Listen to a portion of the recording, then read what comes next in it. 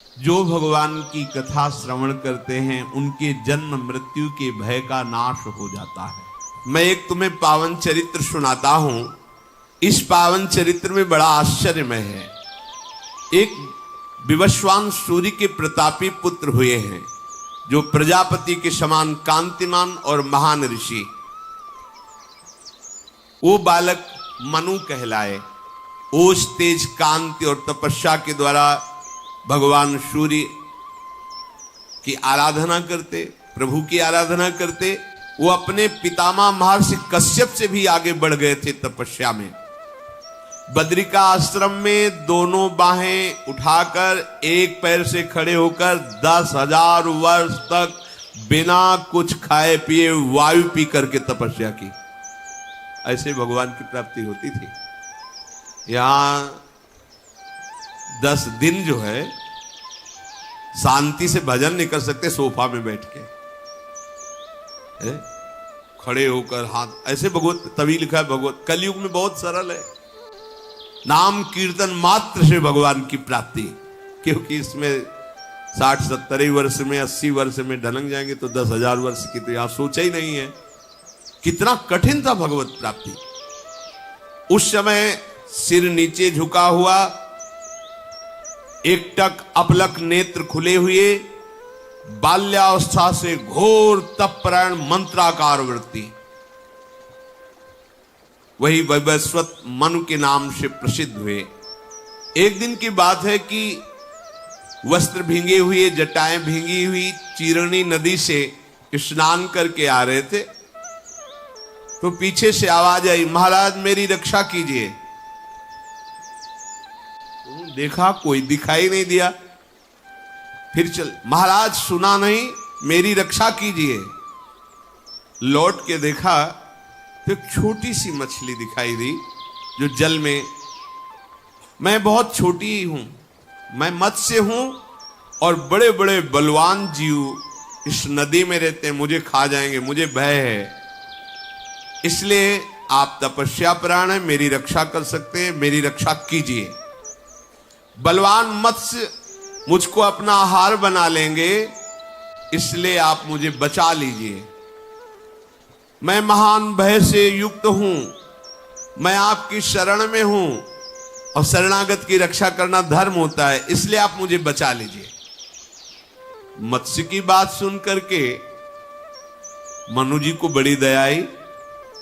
चंद्रमा की जैसी कांति इस मछली की हो रही थी, उसको उठाया और अपने कमंडल में डाल लिया। वहां से लाए तो देखा जब उठाया था तो बहुत छोटी सी थी, कमंडल में डाला तो बड़ी हो गई थोड़ी सी। तो उन्होंने बड़े मटके में डाला कि आराम से इस जल में रहेगी और उसको पुत्र की तरह दुलार कर दे। तदनंतर वो मत्स्य इतना बड़ा हो गया, आवाज आई, महाराज मेरे रहने लायक ये नहीं रह गया, मेरे रहने लायक व्यवस्था कीजिए। जब कमंडल में इतनी बड़ी मटके में पूरी आ गई, चलो शायद इसका ऐसा ही स्वभाव हो अत्यधिक बढ़ने का, तो आपको कहां ले चले जहां मैं अच्छे से रह सकूं। उस मत्स्य को निकाला और एक बड़ी बावली में ले गए, वहां डाल दिया। हाँ, अब तुम सुखपूर्वक इसमें रहो, कोई बाहरी जंतु तुम्हें नहीं खा पाएगा। 2 योजन की चौड़ाई की वो झील थी, 2 योजन 8 कोस, 8 कोस, 1 योजन का मतलब 4 कोस, 8 कोस की थी। परंतु डाला थोड़ी देर में, कहा महाराज मेरा शरीर और बड़ा हो गया, अब मैं कह रहा हूं पूरा तालाब वो झील जो है मत्स्य। आश्चर्य, कमंडल, मटका, बावड़ी और झील, क्या स्वभाव इस मछली का है। देखो मैं हिलडुल भी नहीं सकती, तो मेरा शरीर जहां आनंद पूर्वक रह सके वहां मुझे ले चलो।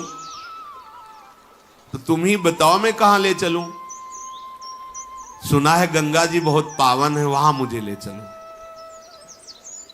तो तुम इतने वजन की हो गए, कैसे ले चले। तुम्हारे लिए मैं हल्की हो जाऊं। वो शरीर इतना ही बड़ा रहेगा, वजन बिल्कुल फूल जैसा रहेगा।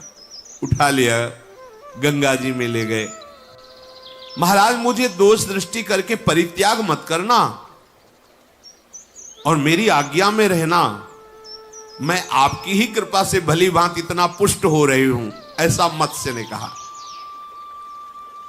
भगवान मनु स्वयं उसको गंगा जी में विराजमान किए। थोड़ा समय हुआ, आवाज आई, महाराज मेरी रक्षा करो। देखा पूरे गंगा के पाट को घेरे, लंबा विशाल शरीर। देखो अब गंगा जी में भी मैं हिल डुल नहीं सकती, अब मुझे समुद्र में ले चलो।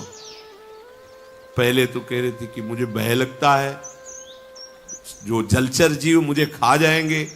इतनी जल्दी जल्दी इतना बड़ा स्वरूप, अब इतना बड़ा स्वरूप हम समुद्र में नहीं, आपके लिए मैं हल्की हो जाऊं, आप उठाइए। जी उठा तो शहद में उठा लिया। अच्छा तो तुम्हें हम समुद्र तक पहुंचा देते हैं। आसानी से ले गए, समुद्र में विराजमान किया। तब मुस्कुराते हुए कहा कि मैंने तुम्हारे मनोयोग को देखा है कि चिड़चिड़ाहट नहीं पैदा हुई, नहीं होता है। पहले तो इतने बड़े फिर इतने बड़े फिर इतना स्वरूप, यहां ले चलो यहां ले चलो यहां ले चलो। आप प्रसन्न रहे और मेरी सेवा की भावना, मेरे पे दोष दृष्टि नहीं की। खास बात होती है जब आपको कुछ प्राप्त होना होगा तो आपके विपरीत जहां से प्राप्त होना वहीं से होगा। अगर आप सह गए, निकल गए, आगे प्रसंग आएगा। बहुत बड़ी यज्ञ का अनुष्ठान, शायद महाराज मरुत ऐसा नाम, बहुत बड़ी यज्ञ का अनुष्ठान किया। देवराज इंद्र घबरा गए और देखा कि वशिष्ठ जी यज्ञ कराएंगे तो सबसे पहले जाके वशिष्ठ जी को निमंत्रण, हमारी अमुक सेवा में अमुक। तो उन्होंने कहा कि हम तो पुरोहित हैं मरुत जी के, तो कहा हमारी आज्ञा है। इतने में आ गए और कहा गुरुदेव मैंने ऐसी यज्ञ का अनुष्ठान। तो उनका पहली बात तो तुम मनुष्य हो और देवराज इंद्र की आज्ञा के आगे तुम्हारी प्रार्थना कुछ नहीं महत्व रखती, जो ये आज्ञा करेंगे वैसा। अब हम असमर्थ है, तुम्हारी यज्ञ यही चाहते थे देवराज इंद्र। वो बड़े विकल हुए कि गुरु तो हमारे, आचार्य हमारे, देवराज इंद्र ने ये ईर्ष्यावश कार्य कर दिया कि मेरी यज्ञ ना हो। बहुत विकल थे। जब कोई धर्मात्मा विकल होता है तो कोई न कोई महापुरुष आके उसकी विकलता का निराकरण करता है। देवर्षि नारद जी आ गए, उनका सुनो, मैं एक ऐसे महापुरुष को जानता हूं, वो इतने समर्थ हैं कि किसी भी देवता की ताकत नहीं कि उनके सामने उनका विरोध कर सके। वह संवर्त ऋषि इस समय वाराणसी में है और अद्भुत वृत्ति से रहते हैं। तुम अगर उनको आचार्य रूप में वर्ण कर लो तो कोई उनके समान इस समय आचार्य रूप में वर्ण करने की समानता वाला नहीं, उनको तुम वर्ण। पर ध्यान रखना, उनको वर्ण करने के लिए जब आप चलोगे तो विपरीतता पैदा करेंगे। अगर विपरीतता सह गए तो आगे पार हो जाओगे। पहचानेंगे कैसे? बोले रोज विश्वनाथ जी के दर्शन करने आते हैं तो सांकरी गली विश्वनाथ जी की, उस समय तुम शव को रख देना, वो शव से दूर हट जाते हैं। जो प्रच्छन्न वेश हो, पागल जैसे दिखाई दे, मरुज से का जान लेना संवर्त जी। वो ऐसा ही किया, वो तो राजा ही थे और शांत भाव से खड़े। देखा कि एक महापुरुष आ रहे हैं, उन्मत्त अवस्था है। जो शव देखा तो साइड में प्रणाम महाराज, वो भागे, वापस लौटे। वो जैसे जैसे उनके पीछे भागते जा रहे एकांत, तो हाथ में लघु शंका करके उनके ऊपर डाल रहे, थूक रहे, पत्थर मार रहे। जितना उपद्रव कर सब पर महाराज मरो पीछे ही। क्या चाहता है? वह महाराज मैं जानता हूं आप बृहस्पति के भाई महाराज संवर्त हैं। अच्छा, किसी ऋषि ने परिचय बताया होगा, क्योंकि मैं तो प्रच्छन्न वेश में रहता हूं। बोलो क्या चाहते हो? बोले महाराज एक आप ही हैं, पूरी बात बताई कि ऐसा ऐसा हुआ, आप हमारी यज्ञ करा सकते हैं। बोले मैं ये कार्य तो करता नहीं, पर यदि तुम आए हो प्रेरणा से तो तुम्हें निष्फल भी नहीं करेंगे। पर ध्यान रखना, अगर मेरा आश्रय छोड़ दिया, दूसरे का आश्रय ले लिया तो इसी में तुम नष्ट हो जाओगे, भस्म हो जाओगे। और अगर मेरा आश्रय नहीं छोड़ा तो किसी दैवी शक्ति की भी सामर्थ्य नहीं कि तुम्हारे यज्ञ में विघ्न डाल सके। उनका पक्का अनन्य भाव से आपका वर्ण करके गए। जो ही इंद्र ने सुना कि जिस कार्य के लिए हमने वशिष्ठ जी को अपने पक्ष में कर लिया, उन्होंने सांबर्त ऋषि को अपना आचार्य बना लिया, तो अग्नि देवता को भेजा कि जाके मरुत को बता दो कि मैं आहुति ही नहीं लूंगा तो तुम्हारी यज्ञ कैसे होगी। अग्नि देवता साक्षात प्रकट हुए और कहा इनसे मत करो, मैं आहुति स्वीकार नहीं करूंगा। तो संबर्त ऋषि ने जानो क्या शब्द कहा था, अय अग्नि, मेरी तप की शक्ति से तू परिचित नहीं है, अभी तेरे को भस्म कर दूंगा। किसको? अग्नि देवता को। अग्निदेव भाग गए वहां से और कहा देवराजेंद्र से कह देना जब तक यज्ञ पूरी ना हो जाए कोई भी विघ्न अगर उपस्थित किया ये सामर्थ्य। पर जानते हो क्या कहा था, अगर मेरा आश्रय छोड़ दिया किसी भय से, किसी प्रलोभन से, तो स्वयं नष्ट हो जाओगे। ये मार्ग ऐसा है। शांति से एक बार निश्चय करो मेरा मार्ग कौन है, शांति से निश्चय करो मार्ग दाता कौन है, मार्ग का आश्रय क्या है, और बस चल पड़ो। बीच में कितनी पंक्तियां ऐसी मिलेंगी, आओ इसमें रबड़ी बट रही तुरंत ले लो, यहां तो तुम्हें सूखी दलिया भी नहीं मिल रही, आओ ना कितने वर्ष हुए नहीं, आओ अभी हम तुम्हें भगवत प्राप्ति कराते हैं। आधी छोड़ पूरी को धावे, पूरी मिले न आधी पावे। एक बार केवल पता चल जाए कि वो कहीं और पंक्ति में खड़ा था, तो तेरे द्वारे बटत है सहज लाडली लाल के अब दोबारा पंक्ति में आना मुश्किल हो जाएगा, क्योंकि तुम्हारी सामर्थ्य नहीं कि तुम इस पंक्ति में खड़े हो जाओ। ये केवल कृपा से मिला है, और कृपा की अवहेलना करके अन्य आश्रय ले लिया, फिर नहीं, फिर नहीं। ये अनन्य मार्ग है, एक जैसे भी हैं। यद्यपि भक्त अनन्य जो विषय इंद्रियन बस होए, करबट कोटि जितेंद्रियन ते समलह न कोय। चाहे जितना विषय हो, अनन्य हो गया हमारे माई श्यामाजू को राज, और सो कृपाति सुलभ नहीं ताको कौन उपाय, चरण शरण हरिवंश की सहजय बने बनाए। अब आगे बात बन गई। ये जो समझते हैं कि वाणिज्य व्यापार है, दुकान है, पैसा फेंको माल, ये पैसा से माल मिलने वाला नहीं, ये ऐसा जादू है, ये चित्त का अपहरण करने वाला मार्ग है। चंचल चित्त आकर्षण, तभी आप वहां तक पहुंच सकते हैं। और चित्त उसी का अपहरण किया जाता है जो अपने चित्त को नामे करने के लिए तैयार है। आपका है, स्वीकार कर लीजिए। जो चित्त विषयों में लगा हुआ है, हमारी सामर्थ्य समर्पण करने की नहीं, तो हम रो तो सकते हैं ना, बस इसी से श्री जी कृपा कर देंगे। और जब ये है कि हमारी सामर्थ्य हम कहीं भी जाके वो फिर अलग अलग वार्ता हो गई। भगवान ने कितना रूप बदला, कमंडल में, मटके में। तो ये थोड़ी कहा कि आपने हमसे कहा था इतने बड़े होके, अब इतने बड़े हो गए, फिर वही समुद्र में। चिड़चिड़ाहट नहीं हुई, आपको हमारे प्रति दोष दृष्टि नहीं हुई, आप वैसे ही हमारी सेवा में भाव करते रहे। इसलिए अब मेरी बात सुनो, आगे महाप्रलय आने वाला है। उनसे कहा महाराज मनुष्य, आप मनोयोग के साथ मेरी बात सुनिए। ये सारा का सारा संसार चौपट होने वाला है। अभी संपूर्ण जगत की प्रलय व्यवस्था हो चुकी है। जो प्रलय की व्यवस्था है, महान सूखा पड़ना, आग बरसना, जल बरसना, ये सब नष्ट हो जाएगा। केवल जल ही जल, न कोई लोक, न लोकांतर, न जीव, न जंतु, न कोई पर्वत, कुछ नहीं, केवल जल ही जल। इसलिए मैं तुम्हें आदेश करता हूं, जल्दी से जल्दी तुम कुछ बीज और एक मजबूत नाव बनवाओ, और एक बहुत मजबूत रस्सी, और उनमें सप्तऋषियों को बैठा लो। आओ, क्योंकि महाप्रलय होने वाला, सब नष्ट हो जाएगा। तुमने हमारी बात स्वीकार की, तुम्हें चिड़चिड़ाहट नहीं पैदा हुई, नहीं होता ना। एक बार किसी महापुरुष से किसी ने कहा कि आप उनको बहुत प्यार करते हैं, हमको क्यों नहीं करते हैं, हमारी में क्या कमी है। अच्छा, इस प्रश्न का उत्तर बाद में देंगे। हमारी इच्छा, ये 2 वृक्ष हैं, इनके नीचे अलग अलग चबूतरा बनाओ। तुम बनाओ, तुम बनाओ। शाम के कहा दोनों हमारी पसंद के नहीं, हटा दो। सुबह फिर कहा चबूतरा बनाओ, शाम के फिर कहा हटा दो। तीसरे दिन जिन्होंने प्रश्न किया था उन्होंने कहा आखिरकार आपको पसंद क्या है, क्या चाहिए आपको, रोज बनवाते हो रोज बिगाड़ देते हो।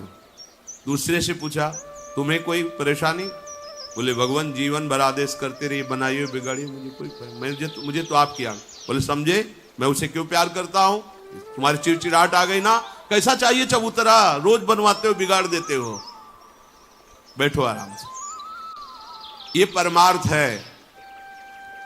जब हम आपके हैं तो आप रोज बनवाओ रोज बिगाड़ो या बैठा ले रहो, मेरे से के उसमें क्या तात्पर्य, मेरे को क्यों परेशानी होगी, मेरे को तो आपकी आज्ञा पालन करनी बस। जहां अहम है, जहां अपनी बुद्धि लगाई, परमार्थ वहीं गिर जाता है। ये स्वार्थ व्यवहार नहीं है।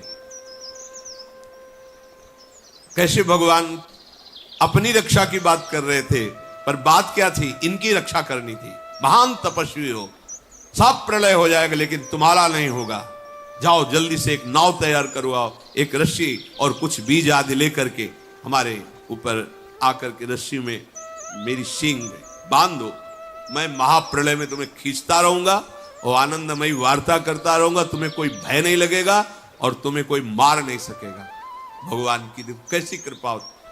अब आप चाहते हो कि मनमानी हमारी होती रहे, विषयों को खूब भोगता रहूं और बस परमानंद की भी प्राप्ति भी हो, थोड़ा तो संभलो, जिनमें सुख नहीं है उससे पीछे हटो और महासुख की तरफ चलो।